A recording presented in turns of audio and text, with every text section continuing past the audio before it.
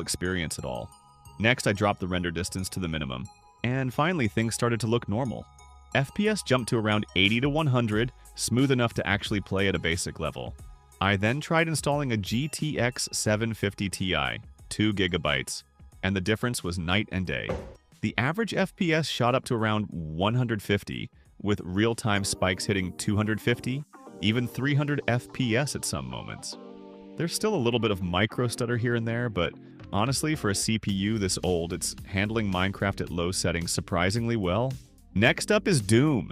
I set the resolution and graphics to the absolute lowest settings possible, and yeah, it was rough. When I was just walking around, the FPS hovered around 13, but the moment anything visually intense happened, it tanked straight into single digits. Completely unplayable. I couldn't enjoy it at all. But once I slapped in the dedicated GPU, everything flipped. The game instantly became smooth and actually fun to play. FPS stayed around 50 to 60 and the overall experience was way better.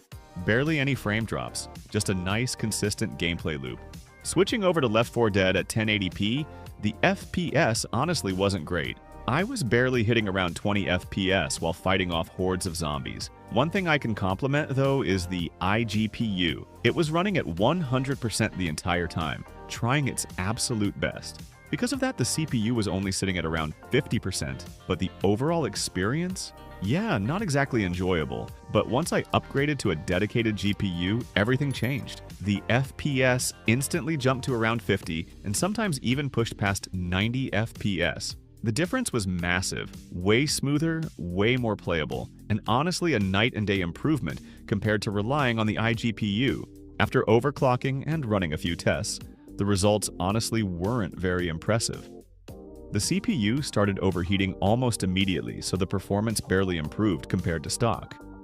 The boost clock only held around 3.9 GHz, which is basically the same as before. Nothing worth celebrating. It's clear the cooler we're using just isn't enough to handle proper overclocking on this chip. In Cinebench, the CPU scored 679 in multi-core and 215 in single-core. To be honest, the gains are so small that overclocking this APU just isn't worth the effort. I went back and tested Minecraft again, and even though the FPS still isn't crazy high, you can clearly see the improvement. The average FPS jumped by about 30 frames compared to before overclocking. Not bad at all for a 13-year-old APU. Unfortunately, I couldn't get any software to properly show the CPU clock speeds, so I can't confirm exactly how much it was boosting. But hey, that just means we've got a perfect excuse for another video. Maybe a full cooling or overclocking experiment.